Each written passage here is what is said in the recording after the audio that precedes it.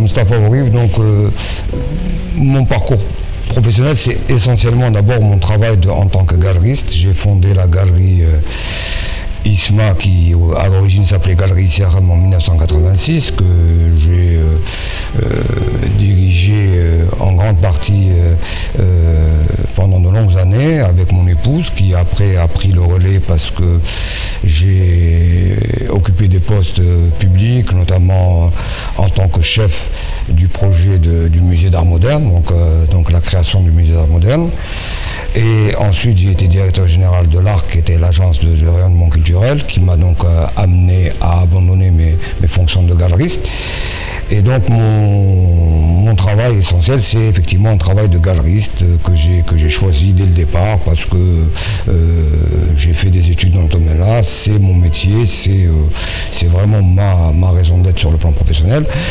Et j'ai essayé, en tous les cas, par rapport aux conditions de l'époque, d'essayer de faire connaître un peu les artistes de l'époque, qui étaient des artistes très, très importants, mais qui n'étaient pas très bien connus, des artistes qui ont quasiment inventé, entre guillemets, l'art moderne en Algérie. C'est des artistes comme Khadda, Isiaram, Bouzid, Ali Khouja, Baya, tous ces artistes-là, mais qui étaient pas très bien connus parce qu'il n'y avait pas beaucoup de structures de diffusion à l'époque, donc on les connaissait pas très bien. Les musées n'offraient pas aussi une fenêtre importante en matière de diffusion, et donc l'idée c'était à travers la galerie Isiaram, qui est devenue Galerie Isma, était donc de donner une fenêtre la plus large possible à ces artistes-là. Alors là, ensuite, il fallait faire connaître les jeunes artistes qui commençaient à arriver sur la scène artistique de l'époque.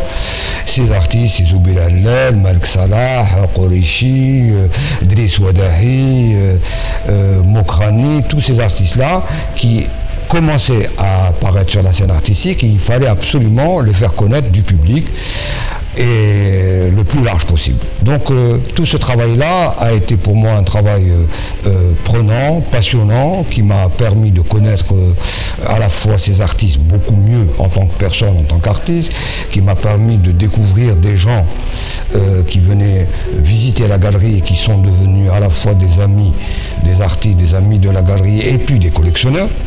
Et donc tous ces gens-là ont fait que, je peux dire en fin de compte, que ça a été quelque chose de très important dans ma vie, puisque ça m'a permis de dire qu'au fond, je ne m'étais pas tellement trompé sur l'idée que je me faisais de ce qu'était l'art et des potentialités de l'art algérien à l'époque. Ça fait très très longtemps que je collectionne. En fait, je collectionne depuis les années 70. J'étais jeune étudiant à Paris, je faisais des études d'histoire de l'art, mais comme je n'avais pas de bourse, donc j'ai travaillé beaucoup à Drouot pour des commissaires-priseurs, et j'ai eu l'occasion comme ça de découvrir des œuvres pour les ventes aux enchères. J'ai été attiré par d'abord des œuvres orientalistes, et j'ai eu d'abord dans ma première collection des œuvres orientalistes que j'ai revendues à l'époque, puisque j'avais besoin d'argent pour pouvoir payer mes études.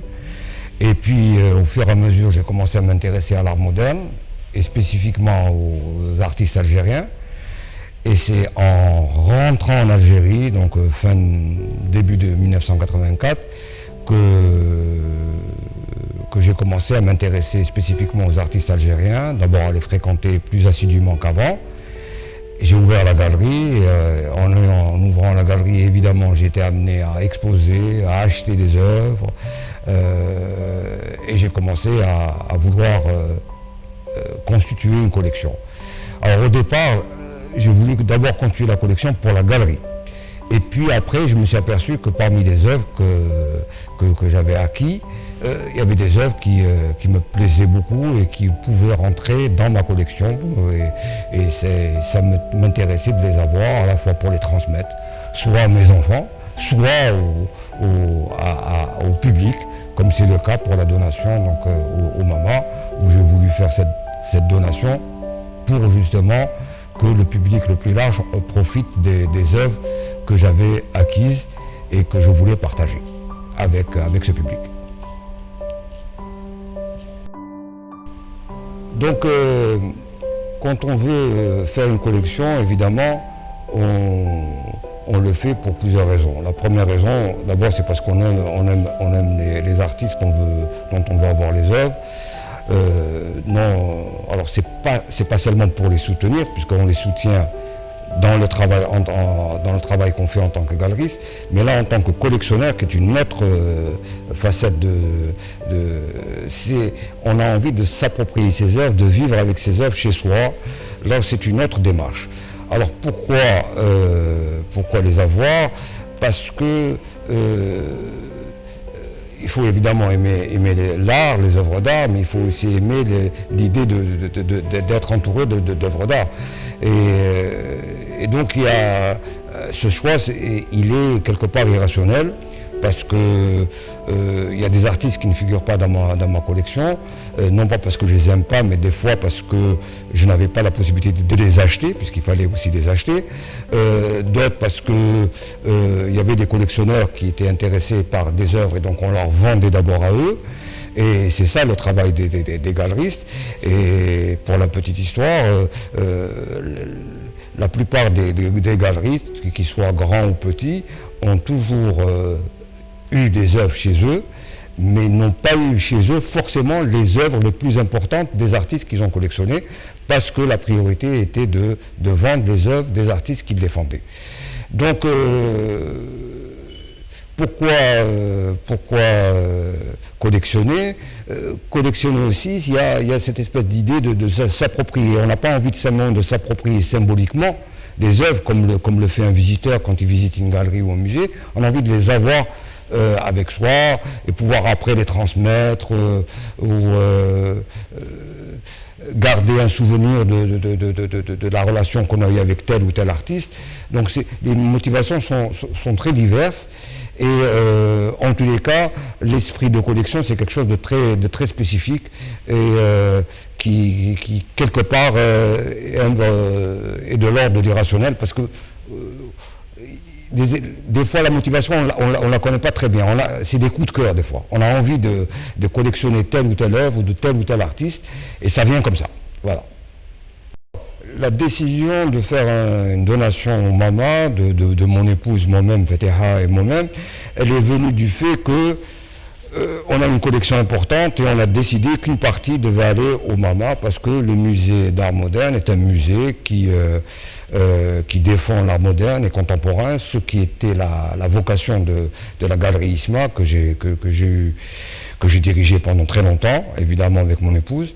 Et donc on voulait qu'une partie de cette collection soit partagée. Donc c'est la motivation première, c'était ça. Alors on a estimé que le musée d'art moderne c'est le plus approprié, puisqu'il défend l'art moderne et contemporain. Et puis, comme le musée et les œuvres qui rentrent dans les musées sont des œuvres qui restent dans les musées, elles ne sont pas destinées à être revendues. Donc pour nous, c'est une manière de perpétuer l'esprit de collection qu'on a constitué, mon épouse et moi-même. C'est vrai que ces œuvres-là, on étaient chez nous, dans notre maison, on les voyait tous les jours, on les voyait à la galerie.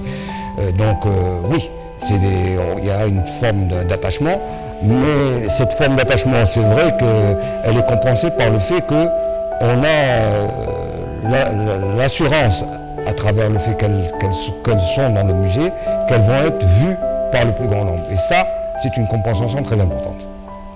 Il y a des artistes pour lesquels je me sens très proche. Le premier d'entre eux, c'est Ali Khoudia. Pourquoi? Mais c'est pas parce que c'est le meilleur artiste, parce que tous les artistes que j'ai soutenus ou dont j'ai fait rentrer des œuvres dans ma collection sont tous des artistes qui sont estimables et qui ont à bien des égards. Non, Ali Khoudia, c'est parce que je le connais depuis très longtemps. C'est d'abord une relation amicale, et donc me défaire de ses œuvres, c'était il y avait un petit pincement, mais en même temps je trouve qu'Ali Khoudia mérite plus que tout autre d'être dans un musée, parce qu'il représente quand même un pan très important de l'art moderne algérien. et que c'est un artiste méconnu et que donc, pour toutes ces raisons, j'ai un intérêt tout particulier pour lui.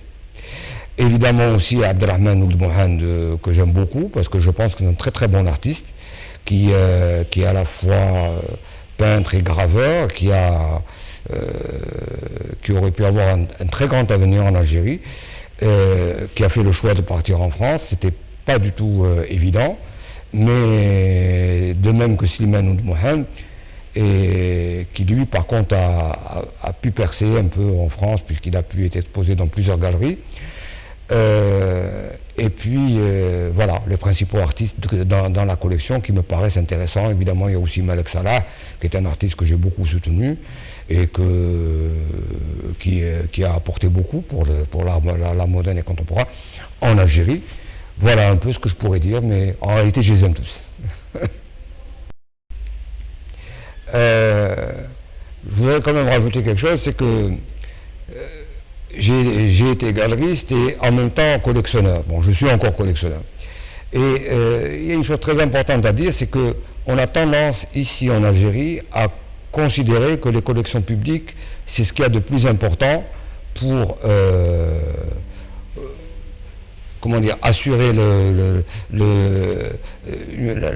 meilleure diffusion d'un artiste. Et c'est vrai.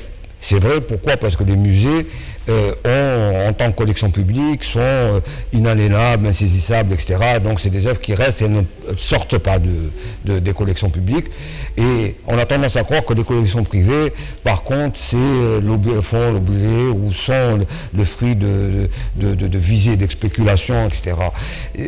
C'est vrai peut-être, mais il y a beaucoup de collectionneurs qui collectionnent parce qu'ils aiment les artistes et parce qu'ils veulent aider les artistes et parce qu'ils veulent s'entourer d'œuvres d'art et vivre dans un milieu baigné de culture et d'art. Et si on croit que les collections privées ne jouent pas de rôle, on se trompe, parce que les collections privées avec les collections publiques sont les deux piliers des collections nationales. C'est-à-dire que l'idée que les collections privées ne font pas partie des collections nationales, c'est une fausse idée.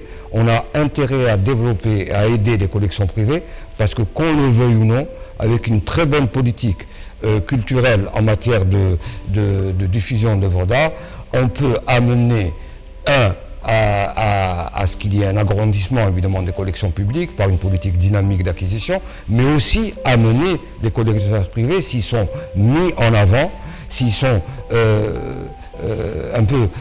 si on leur donne l'importance qu'ils ont, on peut les amener à faire des donations, à faire même ce qu'on appelle des dations, donc pour les collections publiques, pour enrichir en définitive les collections nationales. Donc c'est très important de prendre en considération les collections privées, d'y attacher de l'importance, parce qu'elles font partie intégrante de l'esprit de collection et des collections nationales.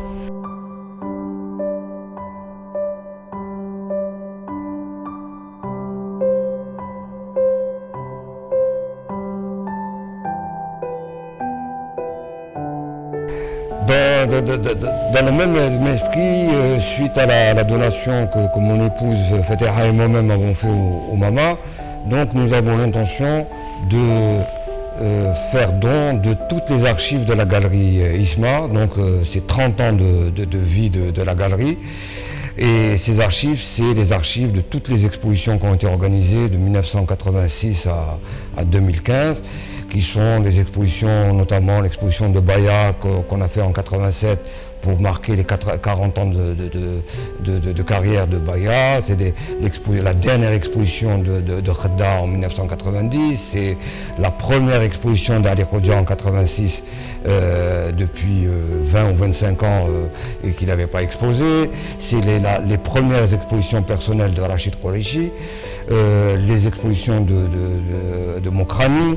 Toutes ces expositions-là, donc ici à Khamossi, qui est la première exposition qu'on a organisée à la galerie, donc toutes ces expositions-là ont été archivées avec des cartons d'invitation, des affiches, la liste des œuvres exposées, les correspondances entre les artistes et la galerie. Donc tout ça, on estime qu'on n'a pas à les garder, et donc on va en faire don au musée d'art moderne pour que, éventuellement après, des gens, s'ils sont intéressés par l'histoire de l'art algérien, eh bien, puissent trouver des sources pour pouvoir alimenter leurs travaux. Voilà.